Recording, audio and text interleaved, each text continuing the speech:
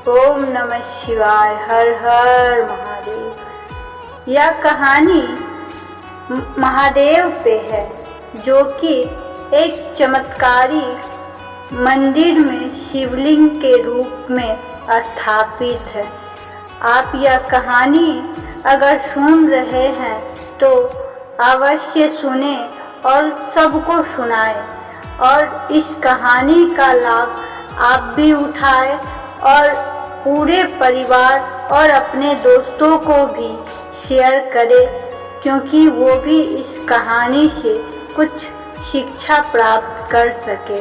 तो चले इस कहानी को शुरू करते हैं। देवों के देव महादेव हर दुख को खुद पर लेकर भक्तों को भय मुक्त करने वाले हैं। भोले पहले तो उन्होंने समुद्र मंथन में निकले विष को पीकर देवताओं को बचाया और नीलकंठ कहलाए। फिर उन्होंने उज्जैन में ब्रह्मा को राह दिखाने के लिए सिर्फ अपने नेत्र से काल भैरव को प्रकट किए, बल्कि भक्तों की बुराइयों को अपने अंदर समाने के लिए खुद मदिरा का पान करने लगे, वो भी साक्षात सबके सामने। यकीन नहीं होता तो यहाँ आपको बताते हैं उज्जैन के काल भैरव के बारे में। मृत्यु के स्वामी, संहार के देवता और कालों के काल महाकाल की नगरी उज्जैन महाकाल की इस नगरी के पांव पखारती पवित्र शिप्रा नदी, जिसे मोक्षदायिनी शिप्रा भी कहते हैं। धर्म ग्रंथों के मुताबिक उज्जैन जीवन और मौत के चक्र को खत्म कर भक्तों को मोक्ष देता है, और जहाँ के कण कण में महाकाल यानी शिव का वास है। शिव की इस नगरी में बसा एक ऐसा मंदिर जहाँ स्वयं काल भैरव देते हैं साक्षात दर्शन। भक्तों के लिए भक्त आस्था और आराधना की वो मंजिल, जहाँ सुबह शाम बजने वाली घंटी की ध्वनि निरंतर किसी चमत्कारी शक्ति का आभास कराती है, जहाँ दूर दूर से भक्त मुश्किलों की परवाह किए बगैर चले आते हैं, क्योंकि उन्हें तो बस इंतजार होता है भगवान के साक्षात स्वरूप से मिलने का और यहाँ होने वाले मदिरा पान के चमत्कार के साक्षी बनने का। उज्जैन के भैरवगढ़ क्षेत्र में स्थापित इस मंदिर में शिव अपने भैरव स्वरूप में विराजते हैं। यूं तो भगवान शिव का भैरव स्वरूप रौद्र और तमोगुण प्रधान रूप है, मगर काल भैरव अपने भक्त की करुण पुकार सुनकर उसकी मदद के लिए दौड़े चले आते हैं। काल भैरव के इस मंदिर में मुख्य रूप से मदिरा का ही प्रसाद चढ़ता है। मदिरा के पुजारी भक्तों के द्वारा चढ़ाए गए प्रसाद को एक तस्तरी में उड़ेल कर भगवान के मुख से लगा देते हैं, और देखते देखते ही भक्तों की आंखों के सामने घटता है वो चमत्कार, जिसे देखकर भी यकीन करना एक बार को मुश्किल हो जाता है, क्योंकि मदिरा से भरी हुई तस्तरी पल भर में खाली हो जाती है। इसके अलावा जब भी किसी भक्त को मुकदमे में विजय हासिल होती है तो बाबा के दरबार में आकर मावे के लड्डू का प्रसाद चढ़ाते हैं। तो वहीं जिन भक्तों की सूनी गोद भर जाती है वो यहाँ बाबा को बेसन के लड्डू और चूरमे का भोग लगाते हैं। प्रसाद चाहे कोई भी क्यों ना हो, बाबा के दरबार में आने वाले हर भक्त सवाली होता है और बाबा काल भैरव अपने आशीर्वाद से उसके कष्टों का हरने वाले देवता। बाबा काल भैरव के इस धाम एक और बड़ी दिलचस्प चीज है जो भक्तों का ध्यान बरबस अपनी ओर खींचती है, वो है मंदिर परिसर में मौजूद ये दीप स्तंभ। श्रद्धालुओं द्वारा दीप स्तंभ की इस दीपमालाओं और प्रज्वलित करने से सभी मनोकामनाएं पूर्ण होती है। भक्तों द्वारा शीघ्र विवाह के लिए भी दीप स्तंभ का पूजन किया जाता है। जिनकी भी मनोकामना पूरी होती है, दीप स्तंभ के दीप जरूर रोशन कराते हैं। इसके अलावा मंदिर के अंदर भक्त अपनी मनोकामना के अनुसार दिए जलाते हैं। जहां एक तरफ शत्रु बाधा से मुक्त व अच्छे स्वास्थ्य के लिए सरसों के तेल का दिया जलाने की परंपरा है, तो वहीं अपने मान प्रतिष्ठा में वृद्धि की इच्छा करने वाले चमेली के तेल का दिया जलाते हैं। काल भैरव के इस मंदिर में दिन में 2 बार आरती होती है और सुबह 8:30 बजे आरती की जाती है। दूसरी आरती रात में 8:30 बजे की जाती है। महाकाल की नगरी होने से भगवान काल भैरव को उज्जैन नगर का सेनापति भी कहा जाता है। महाकाल भैरव के शत्रुनाश मनोकामना को लेकर कहा जाता है कि यहाँ मराठा काल में महादजी सिंधिया ने युद्ध में विजय के लिए भगवान को अपनी पगड़ी अर्पित की।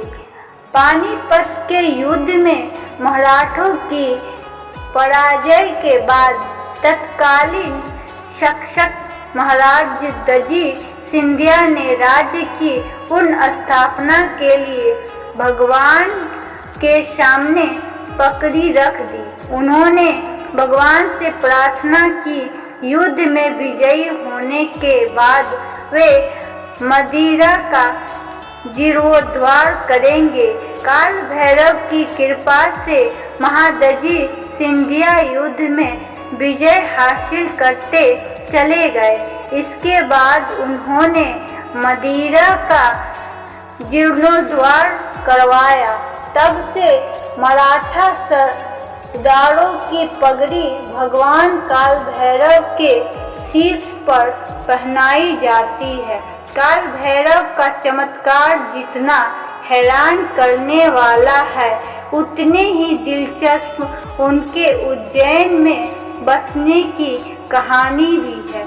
यहाँ साल भर भरी तादाद में आते हैं, लेकिन रविवार की पूजा का यहाँ विशेष महत्व होता है। बाबा काल भैरव के भक्तों के लिए उज्जैन भैरव मंदिर किसी धाम से कम नहीं। सदियों पुराने इस मंदिर के बारे में कहा जाता है कि इसके दर्शन के बिना महाकाल की पूजा भी अधूरी मानी जाती है। अघोरी जहां अपने इष्ट देव की आराधना के लिए साल भर काला अष्टमी का इंतजार करते हैं, वहीं आम भक्त भी इस दिन उनके आगे शीश नवाते हैं और आशीर्वाद पाना नहीं भूलते। उज्जैन जिसे कोई कहता है मंदिरों का शहर, कोई महाकाल की नगरी, तो कोई काल भैरव के भक्तों का धाम, ये शहर कई विशेषताएं अपने में समेटे हुए हैं। यहाँ के कण कण में बसते हैं महादेव, लेकिन काल भैरव मंदिर के बिना शहर माना जाता है अधूरा। शहर से 8 किलोमीटर दूर काल भैरव के इस मंदिर के बारे में कहा जाता है कि अगर कोई उज्जैन आकर महाकाल के दर्शन करे और काल भैरव ना आए तो उसे महाकाल के दर्शन नहीं, आधा अधूरा लाभ ही मिलता है। धार्मिक मान्यताओं के मुताबिक काल भैरव को ये वरदान है कि भगवान शिव की पूजा से पहले उनकी पूजा होगी। इस मंदिर की कहानी कड़ी दिलचस्प। स्कंद पुराणों के मुताबिक चारों वेदों के रचयिता ब्रह्मा ने जब 5वें वेद की रचना करने का फैसला किया तो परेशान देवता ने उन्हें रोकने के लिए महादेव की शरण में गए। उनका मानना था कि सृष्टि के लिए 5वें वेद की रचना ठीक नहीं है, लेकिन ब्रह्मा जी ने महादेव की भी बात नहीं मानी। कहते हैं इस पर शिव क्रोधित हो गए। गुस्से के कारण उनके तीसरे नेत्र से एक ज्वाला प्रकट हुई। इस ज्योति से काल भैरव का रौद्र रूप धारण किया और ब्रह्मा जी के 5वें सिर को धड़ से अलग कर दिए। काल भैरव ने ब्रह्मा जी का घमंड तो दूर किया, लेकिन उन पर ब्रह्म हत्या का दोष लग गया। इस दोष से मुक्ति पाने के लिए भैरव दर दर भटके, लेकिन उन्हें मुक्ति नहीं मिली। फिर उन्होंने अपने आराध्य शिव की आराधना की।